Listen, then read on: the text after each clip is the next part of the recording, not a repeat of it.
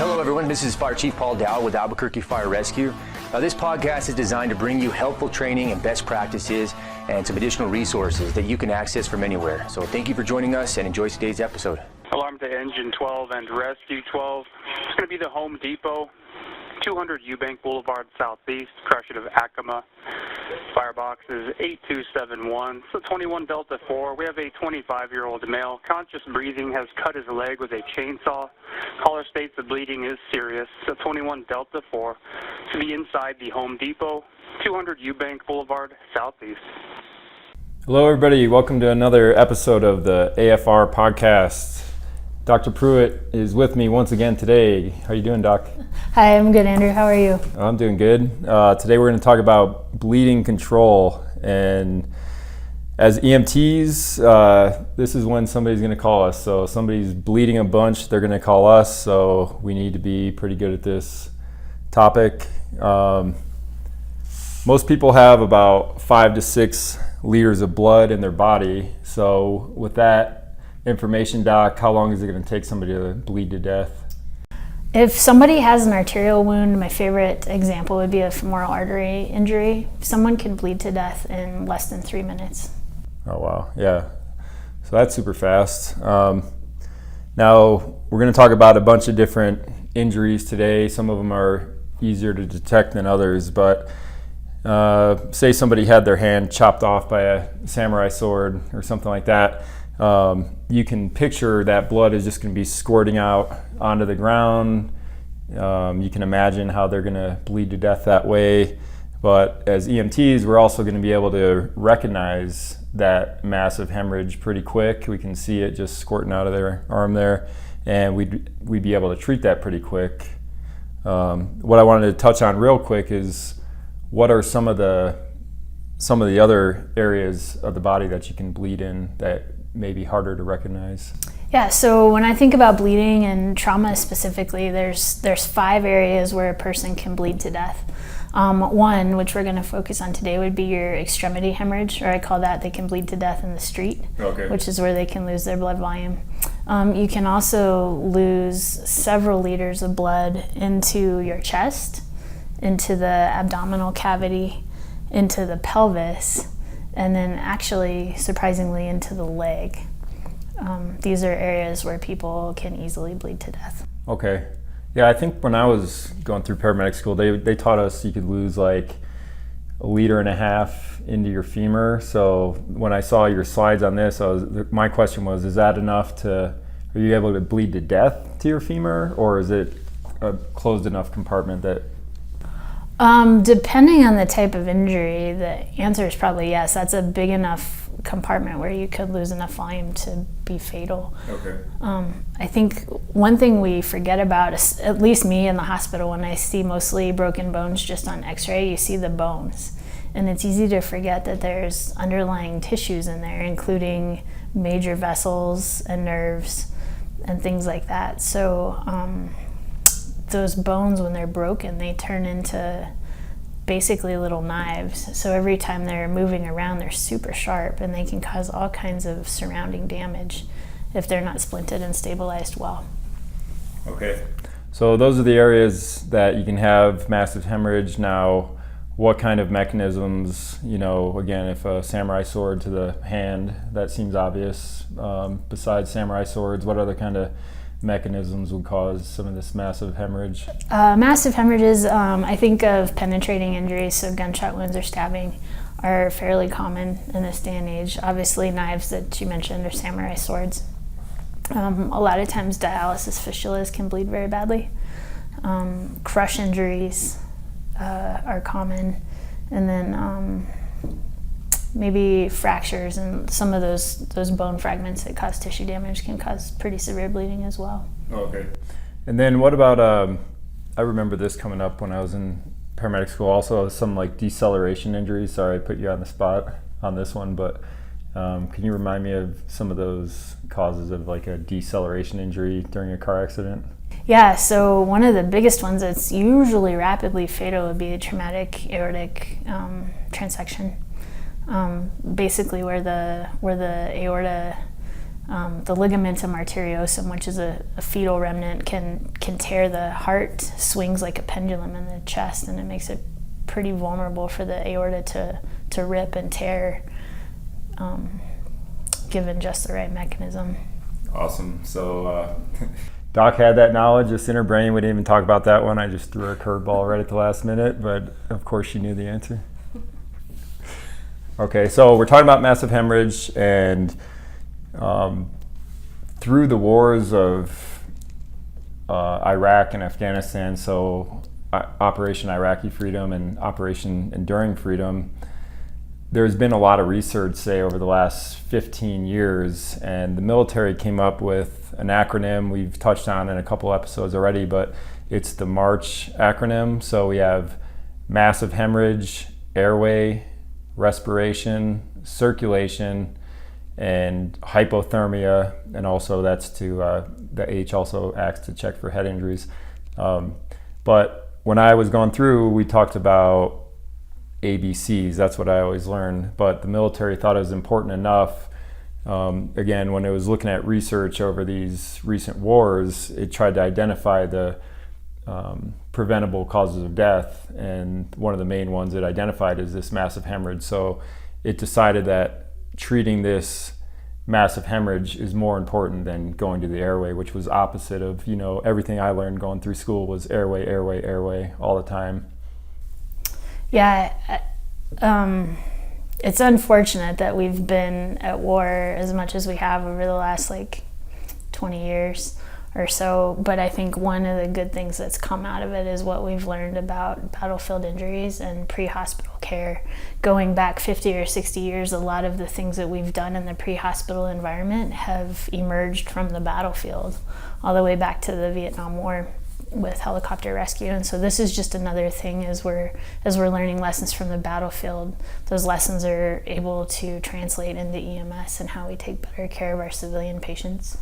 Okay. So if somebody got their hand cut off and they're bleeding into the street, as you like to say, from a samurai sword injury, and say they lost 2 liters of blood, and we finally show up and we're able to get there, and now they're going into shock. So that's a term, a lot of people bring that up when we go on calls, I think they're in shock, and a lot of people take it to mean different things. But what is shock from the medical standpoint? From the simplest definition of shock is that for one reason or another, the tissues are not getting enough oxygen delivery. Whether that's due to an obstructive process like a clot, or whether the vessels are so dilated and distributed that the blood can't get to where it needs to go, or whether there's just simply not enough blood to deliver the oxygen to the tissues. At the end of the day, all shock means is that for some reason the organs at the end of the line aren't getting the oxygen that they need, and they go into anaerobic metabolism.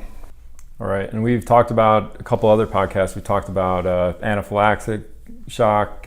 We talked about the cyanide poisoning, which can end up being another form of shock. And like you said, this is going to be the same. So the bottom line is just not enough oxygen is getting to the cells. And now what is that going to cause the body to do in response? Yeah, so if we're specifically, 2 of the very common threads when we're talking about shock that you'll start to see as the body compensates for this will be an increased respiratory rate, so tachypnea, trying to breathe off the acid that's building up from the tissues that are becoming ischemic or aren't getting enough blood flow, and then tachycardia. That heart, the first thing that our body is going to do is try to have that heart work faster to pump more blood, because there's some reason why those tissues aren't getting enough blood, and the brain is going to take that signal and make the heart work harder. Okay. And then there's something that's somewhat new to me when we're talking about hemorrhagic shock, is called the triangle of death. So if somebody hasn't heard that before, what is the triangle of death? So the triangle of death basically has 3 corners or 3 pillars, and they all go together and accentuate each other. So one, if you picture at the top of the triangle, would be hypothermia. Base of the triangle would be acidosis, and the other corner would be coagulopathy. Okay, That's a big word. Let's save that one for last. Let's start with hypothermia. So again, this is a trauma patient with a lot of bleeding. What's the problem with hypothermia in these patients? So as patients get colder, everything slows down, including the way that the body functions to stop bleeding. And things don't work the way that they should. And as the body is shunting more blood to the core, peripherally, you're going to have increased buildup. Well, it gets to the acidosis, I guess, but you're going to have increased buildup of ischemia and acid as well. And the clotting factor is just not working like they're supposed to. Okay, and the acidosis, that goes again into the anaerobic metabolism. That is, again, that's the definition of shock, is once you go into that anaerobic metabolism. Yeah, so we were talking about shock in tissues. When they don't get the oxygen that they need, their backup system is to go into anaerobic metabolism. And that keeps them alive, but just barely. The byproduct of that is lactic acid. And that is an acid, and the more that builds up and the more that tissues die, the more acid builds up in the blood. And why that's a problem is because as the pH of the blood starts to change, all of the proteins in our body that are made to help with clotting, they start to not function at the height of their game because the pH is off. They're not going to match with their receptor as well as normal. So it makes clotting even more difficult. Okay, and this triangle, it all, like, you know, it's connected, right? Each leg is connected to the other leg. So we've got this massive hemorrhage, so there's going to be less red blood cells, you know, carrying the oxygen. And then that ties in with the hypothermia. So as they're hypothermic, when those red blood cells actually get to the cell, they're not going to want to give up the oxygen, because that's what happens when you're cold. Can you talk about how all this, again, this triangle of death, I don't think you're making it sound as deadly, as awful as it is, devastating as it really is. Well, they all go together. So as you get less and less oxygen delivery to the tissues, you're going to get more acid buildup. As you get more acid buildup, your clotting factors are going to malfunction. And as your clotting factors malfunction, you're going to lose more blood. So it's this cycle of just basically endless bleeding. And as you lose more and more blood, you get colder and colder and colder. And then everything slows down and doesn't work like it should. So it all goes together in this cascade of death. Okay. Now, you know, we've mentioned, you've said clotting factors. Is that pretty, can we just substitute coagulopathy for clotting factors? Is that yes. like the same? Yes. Coagulopathy is essentially the myriad of clotting factors. And please don't quiz me on the clotting cascade, because I don't have it memorized. You know what, actually, I heard a really simple explanation of the clotting process, which, you know, I'm not sure if it's too simple, but here's the way. This is kind of an analogy that I thought was pretty good. So you get this insult to, say, one of your blood vessels or an opening in it. Now, what the body wants to do is, so think of it like a pothole in a road. So you got this pothole in the road. The first step is going to be to put down some pea gravel. And so the first step in this clotting cascade is going to be get platelets to form this initial plug. And then after that, you know, that's kind of like somewhat filling the hole, but it's not like a nice, smooth fill for that pothole. So then the next steps in it are, you got to get this fibrin mesh over those platelets, and then that fibrin mesh can start catching red blood cells. And so in the long run, you know, that's how you form your new road. So that was a simple way I heard somebody explain it. I don't know how you. That's fantastic. Yeah, that's exactly what happens. You get a platelet plug when there's tissue damage. The platelets migrate to the area, kind of clump together, and then over time, more cells come in and can lay basically a mesh groundwork to catch other cells and start to really build a stable clot. That's exactly right. Okay, and you said that hypothermia will not allow that process to occur. Is that right? Our whole triangle of death will affect that process. Okay. So it's not just hypothermia, it's the acidosis. It's not just hypothermia, it's acidosis. Actually, the acidosis will really affect the ability of that fibrin network to form. Okay, so we've covered the physiology. So we talked about massive bleeding is going to put somebody into shock, and also they'll have the triangle of death going on, which I've got a much better understanding of now. So along with the research that I was talking about, and the development of that MARCH acronym, there was also an increased emphasis for the military medics to just start using tourniquets. It's a fast, quick way to control massive bleeding. And there's been a lot of research on tourniquets also because of that. So one thing I wanted to point out though is we're in a completely different setting than these military medics. So some of the challenges that these military medics are facing is, they're treating these patients because these patients got shot. So there's a chance that they're still getting shot at, So if their friend gets shot right next to them, they're going to have to try to put a tourniquet on as fast as possible and then start shooting back, to be able to take care of that immediate danger. And then another thing is, usually in the military, there's only like one medic for 8 people or so. And, it's about the opposite in our setting. So we've got 8 people to go to one patient versus a military setting. So while the military might be a little bit quicker to use a tourniquet, I think we need to remember that we've got the resources available. And a lot of times we're able to control that massive hemorrhage just with direct pressure. And then if that doesn't work, then we can move on to the tourniquet. Absolutely. Yeah, I think your circumstances kind of dictate how quickly and decisively you need to act. And you're right, if we've got enough people on scene, bleeding control is absolutely this is a first responder kind of skill. Yeah. And something like 90% of bleeding can be controlled with direct pressure alone. Okay. And so unless circumstances dictate otherwise, I think direct pressure is always the best first move. Okay.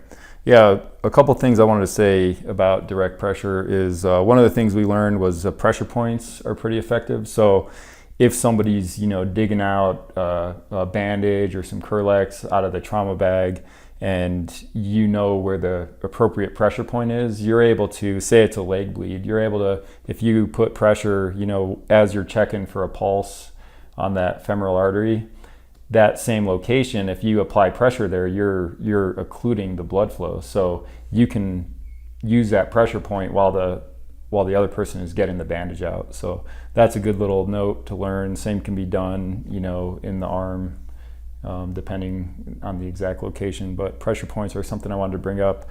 And then also direct pressure, it's got to be the precise spot that it's needed. So I think I was on a car accident one time, and this guy had just a arterial bleed from his forehead, and somebody had a towel on it, and it was just soaking up more and more and more blood. And the pipemen were holding the pressure there. They were doing the direct pressure, right? But the problem was that pressure wasn't as precise as it needed to be. That towel was spreading across the entire forehead. And so I removed the towel and then could see the wound was actually pretty small. And then you can apply pressure just with, say, 2 fingertips, to a new 4x4 or something like that. And that was able to get the pressure exactly where it was needed. Do you have any, I'm sure you see a lot of bleeding at UNM. Do you have any thoughts on that? No, those are excellent teaching points. I'm really glad you brought both of those up.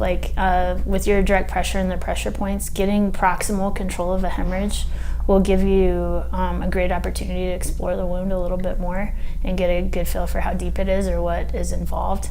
And using those, either getting in where you check a femoral pulse or even getting in the brachial artery, maybe on an upper extremity, can really help with your hemorrhage control and also your wound evaluation. Then you're absolutely right about direct pressure. Most wounds can be handled, the bleeding can be handled with essentially 2 fingers and a 4x4. You don't need, I think there's a perception out there that just piling on more gauze is gonna add more control to the situation. And really all that does is just absorb more blood. I had a very similar instance to you with that head lac when I was in Guyana, there was a guy that had been chopped with a machete. So not quite No way. We were talking about samurai swords and you're bringing up a machete. They call it chopped in Guyana. He was chopped. But same thing. He came in with like a foot-high pile of gauze on his neck. And I had no idea what to expect. And of course, it took me like 10 minutes to unwrap all the gauze and do the great unveiling. But same thing, very superficial, easily controlled laceration that just looked like a bloody mess because there wasn't really a clear understanding of how effective direct pressure can be with just a couple fingers and pressure over the right vessel. Yeah, so take a minute to maybe evaluate that wound a little bit more. So if somebody, again, they see this bleeding going on, they might rush it a little bit and just get something on there and start putting pressure on. But once you do that, and once you've got your equipment gathered, maybe you can pull that away and take a look, and again, make sure you're applying that pressure to the right spot, because if you're off by 2 inches, you're not controlling that bleeding anymore, even though you think you are.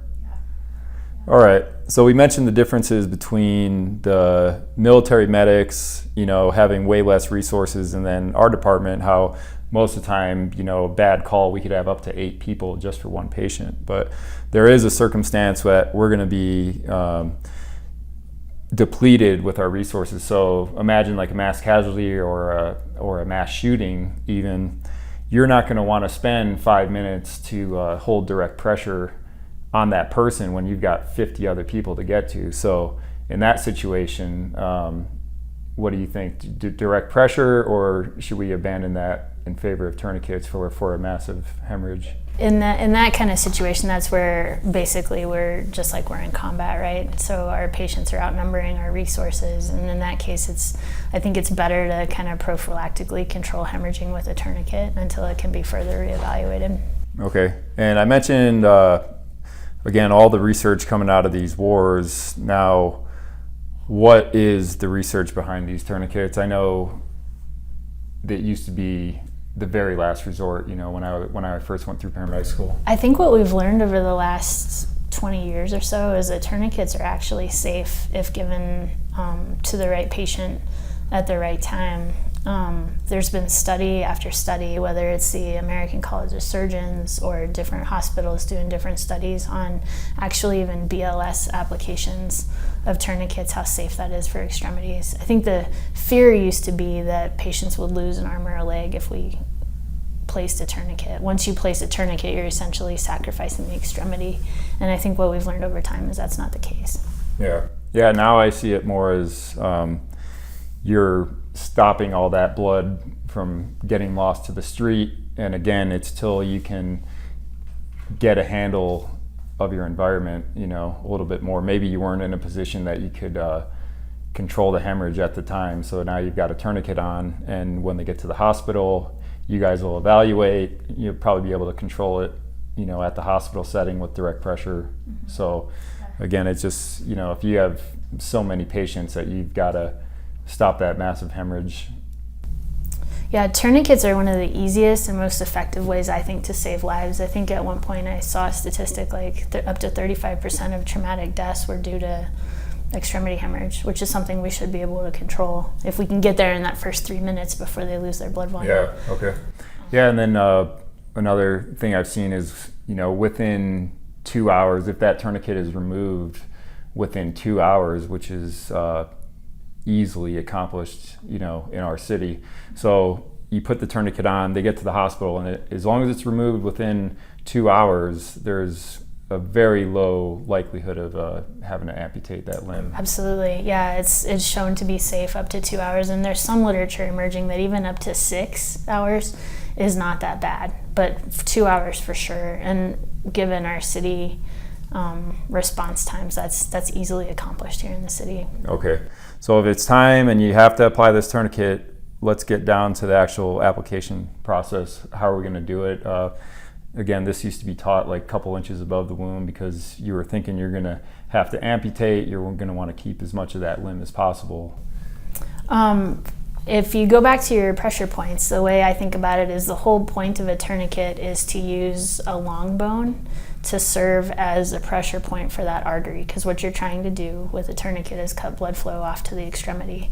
And so you want something hard to press against, and the easiest place to do that is the long bone. So you can either put it in the upper arm where you'd feel for a brachial pulse, or as high as you can on the leg up in the groin where you would feel for a femoral pulse. Okay. Yeah, high and tight, that was always what they taught us in the military, because again, you could have, say you have like a entrance wound, kind of lower, and then the exit wound is up higher, and you only see one of them. So just, they always recommend just put it high and tight, and that's the best way. So when we're talking about high and tight, especially on the leg, one of the things I wanted to bring up is making sure you're exposing that patient fully. I think we're a little bit too shy in our department, actually, when it comes to exposing. So, you know, if this is a serious trauma patient, it's not the time to have, you know, patient privacy in mind. You need to expose that all the way, you know, get the underwear off, trauma naked. So I think that is a room for improvement for us. Yeah, I think that's a very important point, especially with penetrating injuries and bullets, because it's really important to find those penetrating injuries, and you need to look in everywhere to possibly identify those injuries and really examine those patients well, because frequently those injuries will hide. Yeah. All right. So if you're exposing the person, again, like on men, right, you expose them. Once you expose them, I think that'll take care of the problem, but obviously you're going to have to move their testicles out of the way, get that tourniquet applied, and tourniquets are going to be painful, so that's something to remember. Yeah, absolutely. So number one is getting that patient exposed. The tourniquets, they're not going to work as effectively unless you get the clothes out of the way, so they absolutely should go directly on the skin. You want to make sure there's no other skin folds or testicles or any other pieces of anatomy involved. It should be just the tourniquet right on that long bone. And then what else? Okay. I'm glad you also brought up pain control, because these are very painful for patients. So it's important when we do place tourniquets to be ready to give some probably narcotics to help alleviate that pain. You can't take it off, you can't reposition it. If you feel like the tourniquet's not in the right position or it's not doing its job and you can't tighten it to the point where you've occluded the blood flow, it's okay to go ahead and place a second one if you need to. Okay. One of the things we forgot to mention is, say there's a mass shooting scenario and we talked about being resource limited. There has been a lot of people trained, you know, whether in the military or whether it's our lifesaver training that our department puts on. So would you feel comfortable, again, if we're overwhelmed, like with some of those people helping us out applying tourniquets? Absolutely. I think unfortunately as we're experiencing more and more of these mass shooting events, what we're finding is that the people who are there on scene, immediately available to those patients, have incredible power to help control these extremity hemorrhages. I'm glad you brought up the lifesaver training, because I think it's such an important initiative by our training division and the city of Albuquerque to start training more lay people in how to control bleeding and also do other immediate life-saving techniques like CPR or administering Narcan. If you think about it from an EMS perspective in a mass shooting incident, by the time the scene is safe, and it only takes 3 minutes for patients to die of an extremity hemorrhage, we're not going to be there in time. So the people that will be there in time to save those lives will be the bystanders or possibly the police. Okay, and then if we're on scene and, you know, we've got plenty of tourniquets but not enough people to apply the tourniquets, then using those people is fine. Something is better than nothing, right? The alternative is they get no treatment because you're busy with, you know, 5 other patients, so they can take some of your tourniquets and go try to help out as much as they can. Absolutely. If someone comes up to you and says they've been lifesaver trained, let them help, because they should know what they're doing, and it's just more hands. Okay. I've had this situation come up before where we responded to a call and there's been a tourniquet already applied by like a cop prior to our arrival, and you can see the wound and it's like the tiniest little thing, and they were just all gung-ho about it. You know, they're using their training that they learned. They're like, I see blood, and they throw a tourniquet on there. how do you feel about us evaluating those wounds? And then if it wasn't the appropriate use of a tourniquet, how do you feel about us maybe converting that to just a bandage and holding pressure? That's a fantastic question. I'm really glad you brought that up. Those police, bless their hearts, they're doing the best job they can. But if you use your clinical judgment, if you can clearly see that this is a superficial wound that doesn't require a tourniquet, my advice would be leave that tourniquet in place where it is and just loosen it. This is the exact same thing I would do at the hospital. If I have a very low suspicion that this is an arterial injury, I would just untwist it a little bit and evaluate the wound and see how it starts to bleed. And if it clearly is superficial and not an arterial injury, then at that point I would let the tourniquet down. Okay. But just in case there is a surprising bleed underneath, that tourniquet's still in place, so if it does start to squirt, then you can quickly tighten it back and leave it in place. All right, we're going to move on to some other, body parts. What if somebody is shot in the neck, say, tourniquet or no tourniquet? I've never seen anybody tourniquet the neck successfully. Good question. So technically, I think I would call that a junctional hemorrhage. Okay, so some of the areas, if a tourniquet cannot be applied, say the neck or the armpit or the groin, you've got some gunshot wounds or stab wounds to these areas. These are called junctional injuries? Yeah, junctional injuries. And these are where they're too proximal to the body or too close to the body to get control with the tourniquet. And just like any bleeding, just what we're trying to emphasize today, the goal with hemorrhage control is just direct pressure. And so do your best to get your fingers in there, whether it's the neck or the armpit or the groin, and get pressure directly on that vessel. If you need to, you can pack a little bit too. This is where I would take a handful of gauze and pack that into that injury. Okay, so this might be new to some people because, again, when you think about direct pressure, normally you probably just think like, say again, this is in the groin, you would think you just take a piece of gauze, put it on top, and then just hold down pressure. But if there's a lot of tissue in the way between that artery and your gauze, then it's not actually going to be putting the pressure where it needs to be, right? So that's when we got to get in there, and that's what's called wound packing, where you get in there and you're actually packing that wound full of the gauze and able to apply that pressure with your fingers directly on the vessel. Yeah, that's your best shot at hemorrhage control, is having those fine motor skills of getting pressure on the vessel that's bleeding. Okay, so that might be a new skill for some people, but again, that is what will be needed in certain situations. I mentioned pressure points before, so if you have say a groin injury, junctional injury, and you can control that with a pressure point at that femoral artery, we've got the resources, just hold that the entire way, right? So if you're trying to wound pack, you can have somebody else trying to do that, but if you're successfully stop that bleeding just with that pressure point, then you can just maintain that all the way into the ER. Yeah, I actually had to do that. It was my first day as a doctor. I had a bleeding dialysis fistula that we couldn't get under control with a tourniquet, and I just had one finger right on the hole where the fistula was bleeding, and I actually ended up having to ride on the stretcher to the operating room with my finger in place until they could surgically repair it. Okay. All right, so we covered some penetrating trauma. We covered samurai swords, machetes, gunshot wounds. When we talk about MBAs or falls, we might be able to get into some other injuries that are going to have this internal bleeding into some open cavities. So first off, let's talk about the femur fracture. We covered that earlier, and you said it was in fact enough room for you to bleed to death within your femur. Yeah, so important things with femur fractures, that's one of our top 5 places where people bleed to death, is just stabilizing that fracture, realizing that bone fragment can be serving as lacerating that soft tissue and getting it stabilized and returning that pulse to the foot if able.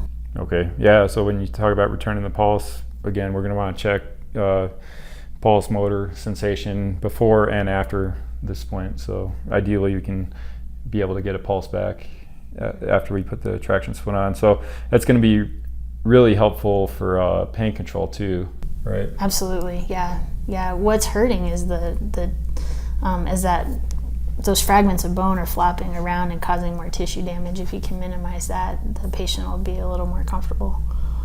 Okay. And the other way you can bleed out is with a broken pelvis. So I know Gabe Healy was going around and teaching everybody, or at least teaching all the basics, how to apply a traction splint, how to apply the pelvic splint. So you probably have heard this once before, but as we talked about, you can bleed to death through a broken pelvis.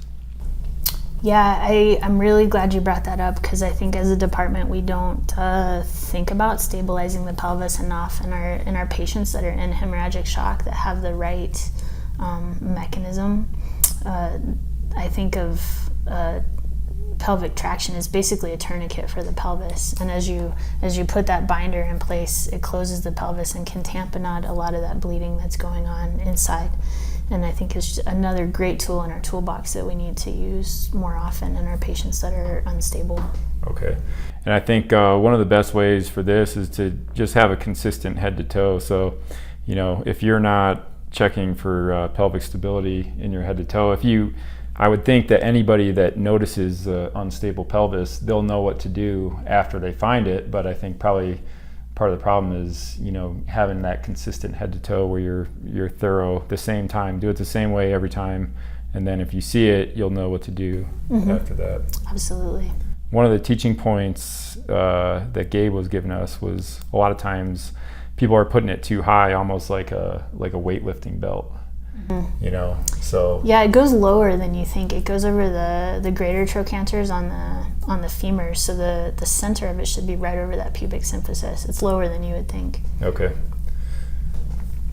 All right, so we talked about, the different places that you can bleed to death. So the one you like to say, where if it's just massive hemorrhage that you're bleeding out to the street, that's going to be able to be controlled, whether it's with direct pressure, a tourniquet, or the wound packing for those junctional injuries. And then we talked about into the femur, you can lose 2 liters of blood, or into the pelvis, you can lose a lot of blood. What about if somebody's bleeding out into their chest or into their abdomen?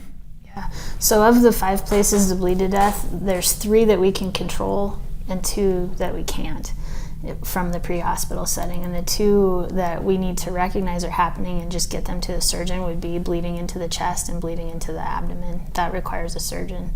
And pre-hospital, there's not a lot we can do for that. Okay.